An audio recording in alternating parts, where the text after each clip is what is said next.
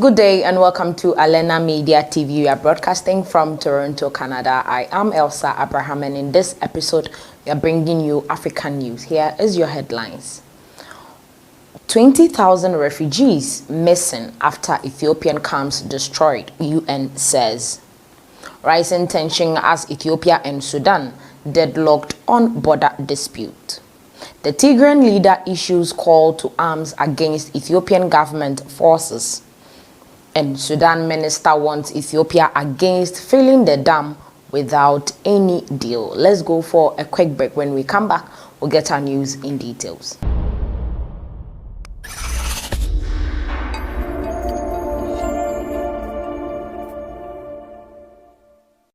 Welcome back from that break. Now, as many as 20,000 refugees are missing after two camps in Ethiopia's war-torn Tigray region were smashed, the United Nations said. The refugees, most of whom are from neighboring Eritrea, fled from the Hitsats and the Shimelba shelters, which were destroyed in fighting that erupted in Tigray in November. In January, satellite images showed the destruction of two refugee camps sheltering thousands of Eritreans in the region.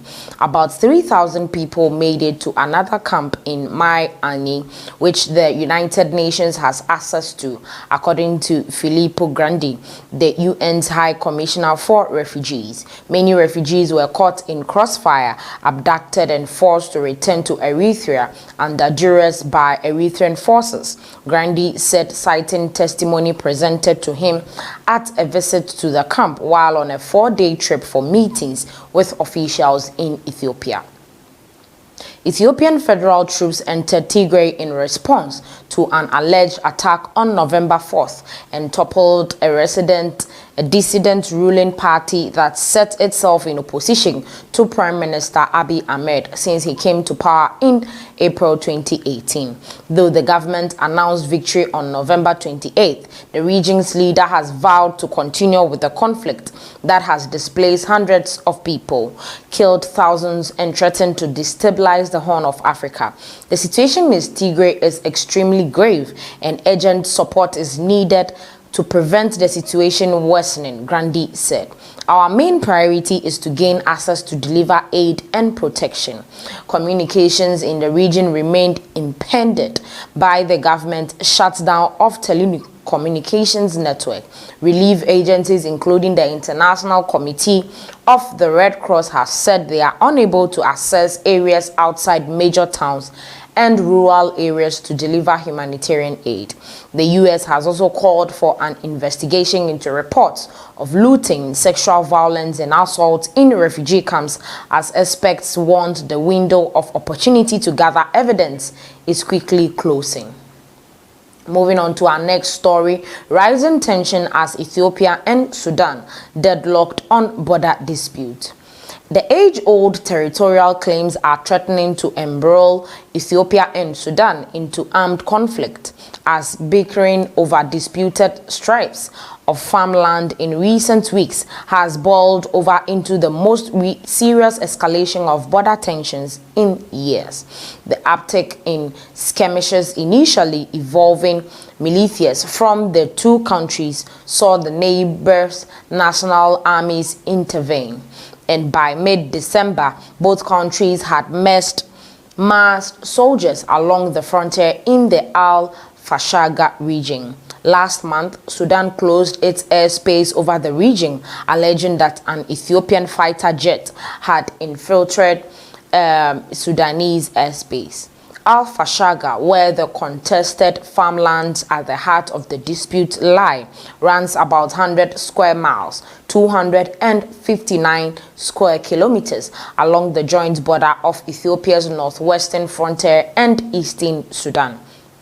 For decades, farmers from both countries have harvested crops with little care for border markings in the area amid sporadic flare-ups. Attempts to properly demarcate the border dates back to a treaty signed in 1909 between then British-ruled Sudan and Ethiopia. But the ambiguity along certain border points left the issue unresolved, and demarcation has remained a striking point between the two countries, particularly since Sudan gained independence in 1955. The flashpoint of the recent reckoning was a December 15th ambush reportedly carried out in the area by Ethiopian militia backed by Ethiopian soldiers. The attack, which is said to have killed several Sudanese military officers, and it provoked a rare condemnation from Prime Minister Abdallah Hamdok, who said on Twitter Sudan's forces would be prepared to repel military aggression. With his country already engulfed in a brutal war in its northern Tigray region, Ethiopia Prime Minister Abiy Ahmed responded with a reconciliatory call for calm. Such incidents will not break the bond between our two countries, as we always use dialogue to resolve issues, he said in a tweet. But Sudan struck back, mobilizing soldiers towards contested areas and announcing that it had retaken them by New Year's Day. Our military is engaged elsewhere. They took advantage of that, Ethiopian military chief General Berhanu Jula said on Sudan's recent military maneuvers. This should have been solved amicably. Sudan needs to choose dialogue, as there are third-party actors who want to see our countries divided, he added, strongly hinting at Egypt, with whom Ethiopia is engaged in a diplomatic spat over the construction of a massive hydroelectric power dam on the Blue Nile River. Egypt says the Great Ethiopian Renaissance Dam, the JERD project, threatens the water supply and livelihood of its farmers downstream. Thinly veiled accusations that Egypt caused Sudan into its heavy-handed military approach were largely fueled by Egypt's issuing a statement last month backing Sudan in the affair. Despite Sudan finding itself at odds with Ethiopia over the JERD amid seemingly stonewalled tripartite efforts on reaching an agreement on the dam's construction, Khartoum and Addis Ababa have generally enjoyed warm ties. In 2019, Abiy acted as a mediator between Sudan's military and pro-democracy leaders in an attempt to ease the political crisis that gripped the country in the wake of the removal of long-time ruler Omar al-Bashir. Since early November, Sudan has allowed more than 50,000 Egyptians, Ethiopians fleeing the country's war in Tigray to shelter at refugee camps in its territory. But both countries have made notable shifts in policy regarding the border dispute. Previous Ethiopian administrations were far more accommodating of Sudan's territorial claims. In 2009, Ethiopia's former Prime Minister Meles Zenawi relinquished control of strips of land on the border to Sudan as part of the agreements that caused an uproar in Ethiopia when made public. Despite Ethiopia's concessions, Sudan's al-Bashir made no concrete effort to militarize its border and prevents the odd raid into its territory by Ethiopia. Now moving on to our third story for today, Sudan denies it is occupying Ethiopian territory. Gridlocked, the two states remain perilously close to a breakout of fresh hostiles.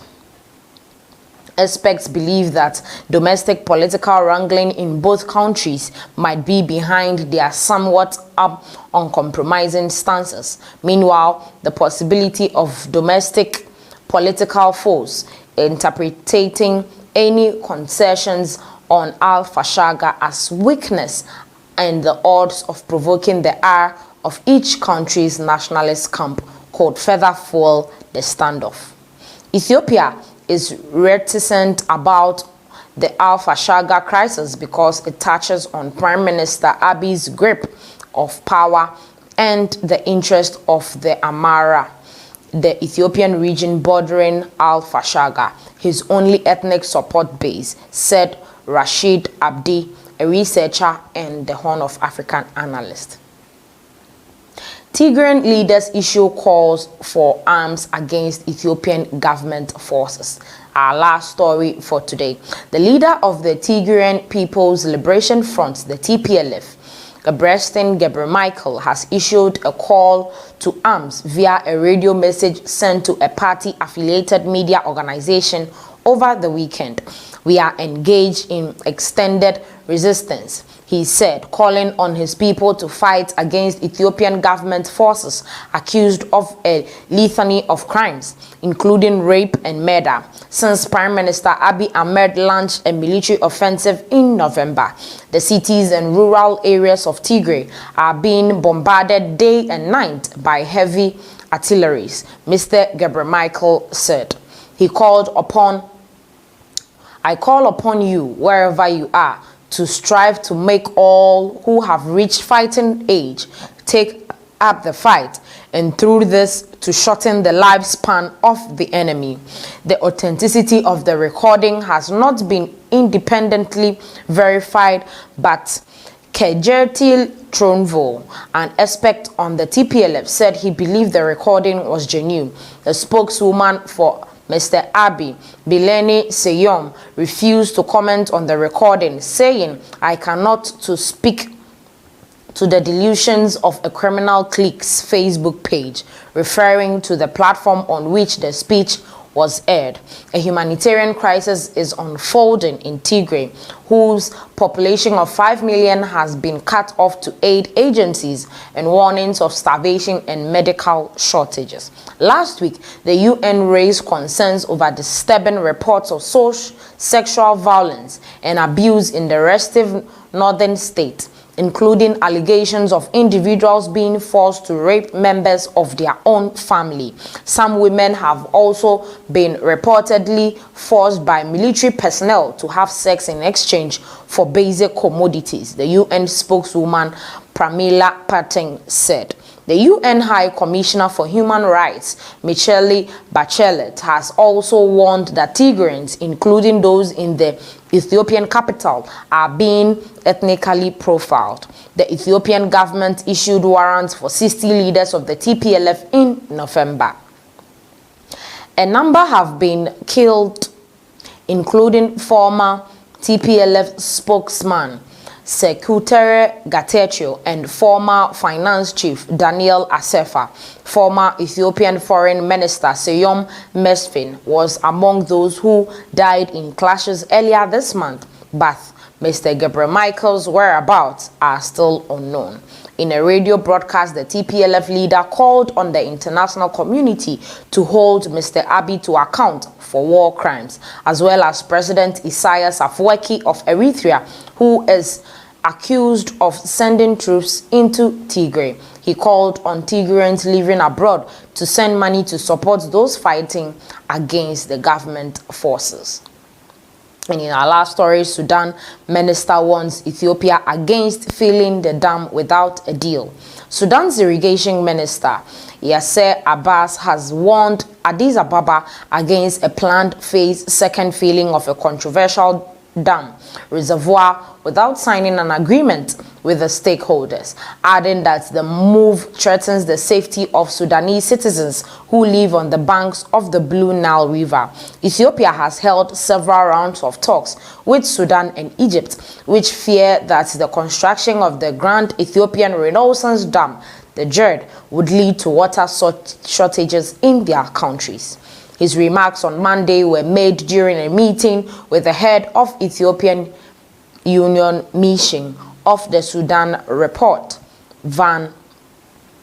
Robert Van Dendel, and his deputy Daniel Weiss, Sudan state-run news agency reported.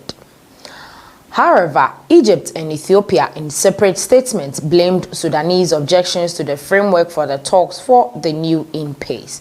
The main tributaries, the White and the Blue Nile, coverage in the Sudanese capital, Khartoum, before flowing north through Egypt to drain into the Mediterranean Sea.